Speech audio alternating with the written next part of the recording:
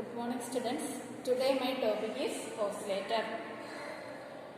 Oscillator is an electronic device which deliver oscillations of our desired frequency. അതായത് നമുക്ക് വേണ്ട ഫ്രീക്വൻസിയിലുള്ള oscillations that is sine waves produce ചെയ്യുന്ന electronic സർക്യൂട്ടിനെ പറയുന്നതാണ് ഓസിലേറ്റർ. ഏത് ഫ്രീക്വൻസിയിലുള്ള ഓസിലേഷൻസ് വേണോ ആ ഫ്രീക്വൻസിയിലുള്ള സൈൻ വേവ്സിനെ പ്രൊഡ്യൂസ് ചെയ്യുന്ന ഇലക്ട്രോണിക് സർക്യൂട്ടിനെ പറയുന്നതാണ് ഓസിലേറ്റർ. ഈ ഓസിലേഷൻസ് പ്രൊഡ്യൂസ് ചെയ്യുന്നത് ഒരു ടാങ്ക് സർക്യൂട്ട് വഴിയാണ്, അല്ലെങ്കിൽ ഒരു ഓസിലേറ്ററി സർക്യൂട്ട് വഴിയാണ്. ഓസിലേഷൻസ് പ്രൊഡ്യൂസ് ചെയ്യുന്ന ചെറിയ സർക്യൂട്ടിനെ പറയുന്നതാണ് tank circuit or oscillatory circuit. Tank circuit means it is a parallel connection of inductor and capacitor. ഒരു ഇൻഡക്ടറിന്റെയും കപ്പാസിറ്ററിന്റെയും പാരലൽ കണക്ഷനെ പറയുന്നതാണ് ടാങ്ക് സർക്യൂട്ട്. ആ ടാങ്ക് സർക്യൂട്ടാണ് ചെറിയ ഓസിലേഷൻസ് പ്രൊഡ്യൂസ് ചെയ്യുന്നത്. ഇതാണ് tank circuit, A parallel combination of inductor and capacitor. ഇതിന്റെ working എങ്ങനെയാന്ന് നോക്കാം. ഫസ്റ്റ് ഡയറക്റ്റിൽ ഒരു കപ്പാസിറ്റർ ഉണ്ട്, ഇൻഡക്ടർ ഉണ്ട്. അത് ആദ്യം തന്നെ നമ്മൾ അസ്യൂം ചെയ്യണം capacitor is fully charged by a voltage source. ഒരു വോൾട്ടേജ് വെച്ച് കപ്പാസിറ്റർ ഫുള്ളി ചാർജ് ചെയ്തിരിക്കുകയാണ്. അതായത് കപ്പാസിറ്ററിന്റെ അപ്പർ പ്ലേറ്റ് പോസിറ്റീവും ലോവർ പ്ലേറ്റ് നെഗറ്റീവുമാണ്. ഒരു ഇലക്ട്രോസ്റ്റാറ്റിക് എനർജി അല്ലെങ്കിൽ ഒരു ഇലക്ട്രിക് ഫീൽഡ് കപ്പാസിറ്ററിന് ക്രോസ് ആയിട്ടുണ്ട്. ഇനി ഈ സ്വിച്ച് ക്ലോസ് ചെയ്ത് കഴിയുമ്പോഴത്തേക്കും ഇലക്ട്രോൺസിന്റെ ഫ്ലോ താഴെയാണ് എക്സസ് ഇലക്ട്രോൺസ് ഉള്ളത്. അതായത് നെഗറ്റീവ് ചാർജ് ഉള്ളിടത്താണ് എക്സസ് ഇലക്ട്രോൺസ് ഉള്ളത്. ആ ഇലക്ട്രോൺസ് താഴത്തെ ഭാഗത്തിലൂടെ ഇൻഡക്ടർ വഴി ഫ്ലോ ചെയ്യാൻ തുടങ്ങും. അതായത് കപ്പാസിറ്ററിന് അക്രോസ് ആയിട്ടുള്ള ഇലക്ട്രിക് സ്റ്റാറ്റിക് എനർജി അല്ലെങ്കിൽ ഇലക്ട്രിക് ഫീൽഡ് ഇൻഡക്ടർ വഴി ഡിസ്ചാർജ് ചെയ്യാൻ തുടങ്ങും. കപ്പാസിറ്ററിന്റെ ചാർജ് മുഴുവൻ ഇൻഡക്ടർ വഴി ഡിസ്ചാർജ് ചെയ്യാൻ തുടങ്ങും.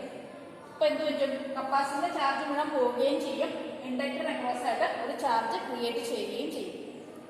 ഈ ഇൻഡക്ടറിന് അക്രോസ് ചാർജ് ക്രിയേറ്റ് ചെയ്തു, അല്ലെങ്കിൽ ഇൻഡക്ടറിന് അക്രോസ് ഒരു മാഗ്നറ്റിക് ഫീൽഡ് പ്രൊഡ്യൂസ് ചെയ്തു.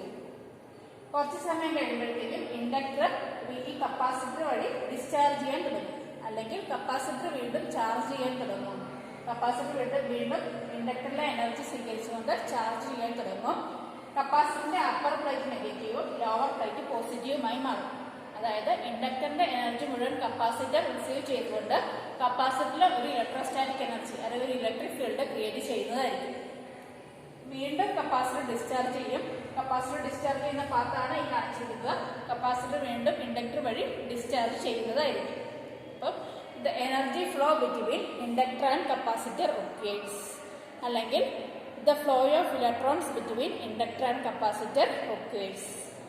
ഒരു പ്രാവശ്യം ഇലക്ട്രോൺ ഫ്ലോ ചെയ്യുന്നത് ഈ പാത്തിലൂടെ ആണെങ്കിൽ അടുത്ത പ്രാവശ്യം ഇലക്ട്രോൺ ഫ്ലോ ചെയ്യുന്നത് അപ്പർ പാത്തിലൂടെ ആയിരിക്കും. അപ്പം അങ്ങോട്ടും ഇങ്ങോട്ടും ഉള്ള ഇലക്ട്രോൺ ഫ്ലോ ആണ് ഉണ്ടാകുന്നത്. ആ ഇലക്ട്രോൺ ഫ്ലോ വഴിയാണ് നമുക്ക് ചെറിയ ഓസിലേഷൻസ് കിട്ടുന്നത്. ചെറിയ ഓസിലേഷൻ കിട്ടും. അതായത് ഇലക്ട്രോൺ അങ്ങോട്ടും ഇങ്ങോട്ടും ഫ്ലോ ചെയ്യുന്നുണ്ട്. ആ ഇലക്ട്രോണിന്റെ ഫ്ലോ മൂലം നമുക്ക് ചെറിയ ഓസിലേഷൻസ് ഈ ടാങ്ക് സർക്യൂട്ട് അല്ലെങ്കിൽ ഓസിലറി സർക്യൂട്ടിൽ നിന്ന് കിട്ടുന്നതായിരിക്കും. അപ്പം ഒരു ഓസിലേറ്ററിന്റെ ഉള്ളിലെ ചെറിയ ഓസിലേഷൻസ് സ്റ്റാർട്ടിങ് പ്രൊഡ്യൂസ് ചെയ്യുന്ന സർക്യൂട്ടിനെ പറയുന്നതാണ് ഓസിലേറ്ററി സർക്യൂട്ട് അല്ലെങ്കിൽ tank circuit. Tank circuit is a parallel combination of inductor and capacitor. ഫസ്റ്റിലെ തന്നെ നമ്മൾ അസ്യൂം ചെയ്യുന്നു capacitor is charged by a voltage source. Capacitor full charge ചെയ്തിരിക്കുകയാണ്. കപ്പാസിറ്റർ കുറച്ച് കഴിയുമ്പോൾ ഇൻഡക്ടർ വഴി ഡിസ്ചാർജ് ചെയ്യുന്നു. അതായത് കപ്പാസിറ്ററിന്റെ അക്രോസ് ആയിട്ടുള്ള എനർജി ഇൻഡക്ടറിലേക്ക് പാസ് ചെയ്തു. ഇൻഡക്ടറിന് ഒരു മാഗ്നറ്റിക് ഫീൽഡ് കിട്ടി. കുറച്ച് കഴിയുമ്പോൾ വീണ്ടും കപ്പാസിറ്റർ ചാർജ് ചെയ്യാൻ തുടങ്ങി. അതായത് ഇൻഡക്ടറിലെ എനർജി റിസീവ് ചെയ്തുകൊണ്ട് വീണ്ടും കപ്പാസിറ്റർ ചാർജ് ചെയ്തു. കപ്പാസിറ്ററിന് ഫുള്ള് അക്രോസ് ആയിട്ടൊരു എനർജി കിട്ടി. വീണ്ടും കപ്പാസിറ്റർ ഡിസ്ചാർജ് ചെയ്തു, ഇൻഡക്ടർ വഴി ഡിസ്ചാർജ് ചെയ്തു. അതായത് കപ്പാസിറ്ററിന്റെ അക്രോസ് ആയിട്ടുള്ള എനർജി ഇൻഡക്ടറിന് പാസ് ചെയ്തു. ഇപ്പോൾ ഇൻഡക്ടറിനാണ് എനർജി ഉള്ളത്. അപ്പോൾ the energy transfer between capacitor and inductor occurs, അല്ലെങ്കിൽ electron flow between capacitor and inductor occurs. These causes small oscillations. അതാണ് ഓസിലേറ്ററി സർക്യൂട്ട് അല്ലെങ്കിൽ ടാങ്ക് സർക്യൂട്ട് എന്ന് പറയുന്നത്. Tank circuit. ഈ ടാങ്ക് സർക്യൂട്ട് പ്രൊഡ്യൂസ് ചെയ്യുന്ന ഓസിലേഷൻസിന്റെ ഫ്രീക്വൻസി എന്ന് പറയുന്നത് F is equal to 1/2π√LC. Frequency of oscillations F is equal to 1/2π√LC, where L is the value of inductor, C C is the value of capacitor. Next transistor oscillator. അതായത് ഒരു ഓസിലേറ്ററിന് വേണ്ട 3 ഭാഗങ്ങൾ, 3 blocks ഏതൊക്കെയെന്നാണ് transistor ഓസിലേറ്ററിൽ പറയുന്നത്. ഒരു ട്രാൻസിസ്റ്ററിന് വേണ്ടത് tank circuit വേണം. ഇതാണ് tank circuit. എല്ലും സിയും പാരലൽ വെച്ചിരിക്കുന്നു. ഇതാണ് tank circuit. Then transistor amplifier വേണം. ഒരു ട്രാൻസിസ്റ്ററുടെ തരത്തിൽ ആംപ്ലിഫയറോട് വർക്ക് ചെയ്യുന്ന ഒരു ട്രാൻസിസ്റ്റർ വേണം. വീണ്ടും ഒരു ഫീഡ്ബാക്ക് സർക്യൂട്ടും വേണം. ഫീഡ്ബാക്ക് സർക്യൂട്ടും വേണം. ഈ 3 ബ്ലോക്കുമാണ് ഒരു ഓസിലേറ്ററി സർക്യൂട്ടിന് വേണ്ടത്, അല്ലെങ്കിൽ ഒരു ഓസിലേറ്ററിന് വേണ്ടത്. അപ്പം എന്ത് ചെയ്യും? ടാങ്ക് സർക്യൂട്ട് സപ്ലൈ കൊടുത്തു കഴിയുമ്പോഴത്തേക്കും ഇൻഡക്ടറിന്റെയും കപ്പാസിറ്ററിന്റെയും ചാർജിങ്ങും ഡിസ്ചാർജും വഴി ചെറിയ ഓസിലേഷൻസിനെ പ്രൊഡ്യൂസ് ചെയ്യും. ആ ചെറിയ ഓസിലേഷൻസിനെ, ഇവിടെ ചെറിയ ഓസിലേഷൻസ് കിട്ടി, ആ ഓസിലേഷൻസിനെ ട്രാൻസിസ്റ്റർ ആംപ്ലിഫയർ ആംപ്ലിഫൈ ചെയ്ത് ഔട്ട്പുട്ട് സിഗ്നലായിട്ട് കിട്ടി. ആ ഔട്ട്പുട്ട് സിഗ്നലിന്റെ ഒരു സ്മോൾ പോർഷനെ ഫീഡ്ബാക്ക് സർക്യൂട്ട് ഫീഡ്ബാക്ക് ചെയ്ത് തിരിച്ചതിന്റെ ഇൻപുട്ടിലേക്ക് തന്നെ കൊടുക്കുന്നതാണ്. ഈ V0യുടെ സ്മോൾ പോർഷനെ ഫീഡ്ബാക്ക് സർക്യൂട്ട് വലിച്ചെടുത്ത് തിരിച്ച് ഇൻപുട്ടിലേക്ക് തന്നെ കൊടുക്കും. അതാണ് ഫീഡ്ബാക്ക് സർക്യൂട്ട് ചെയ്യുന്നത്. ഫീഡ്ബാക്ക് സർക്യൂട്ട് അക്രോസ് ആയിട്ടുള്ള വോൾട്ടേജിനെ പറയുന്നതാണ് ഫീഡ്ബാക്ക് വോൾട്ടേജ്. ഫീഡ്ബാക്ക് വോൾട്ടേജ് എന്ന് പറഞ്ഞിട്ടുണ്ടെങ്കിൽ, അല്ലെങ്കിൽ ഫീഡ്ബാക്ക് സർക്യൂട്ടിന്റെ ഫംഗ്ഷൻ എന്ന് പറഞ്ഞിട്ടുണ്ടെങ്കിൽ, the fraction of output voltage is delivered from output to back to its input, back to this device input.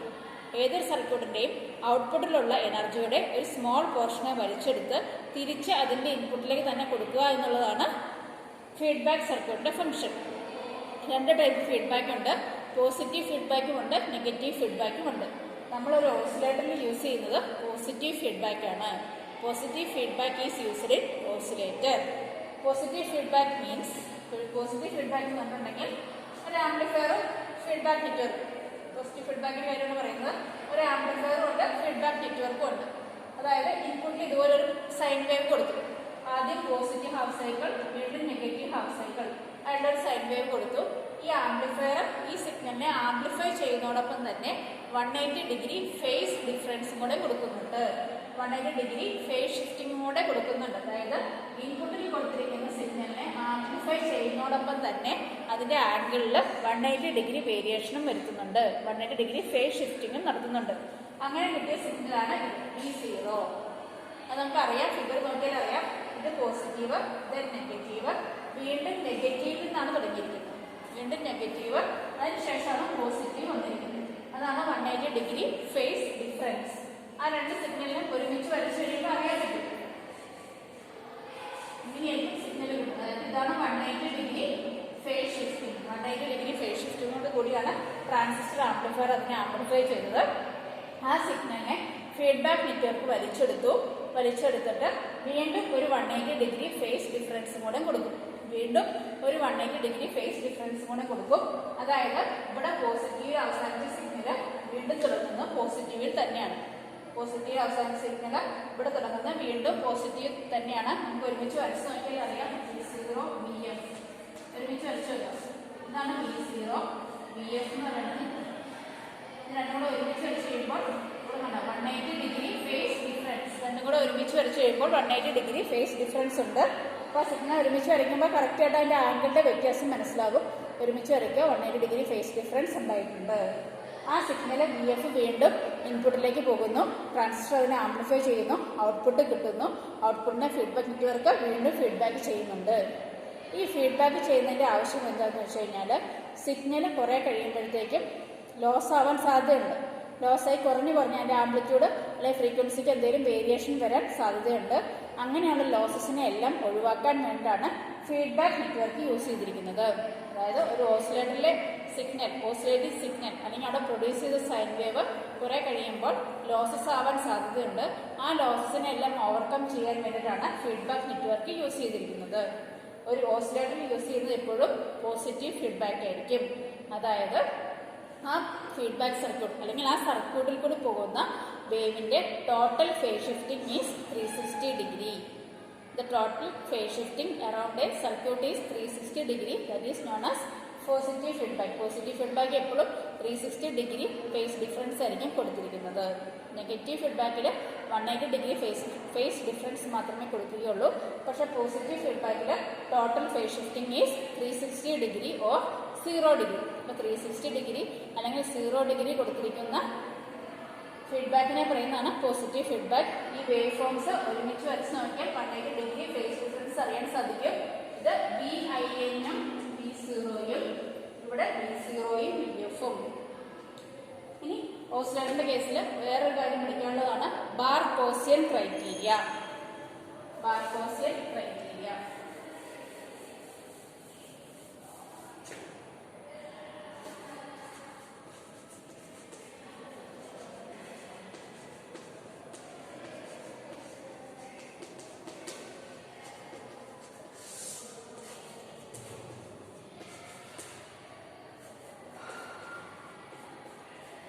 രണ്ട് ക്രൈറ്റീരിയ ഉണ്ട്.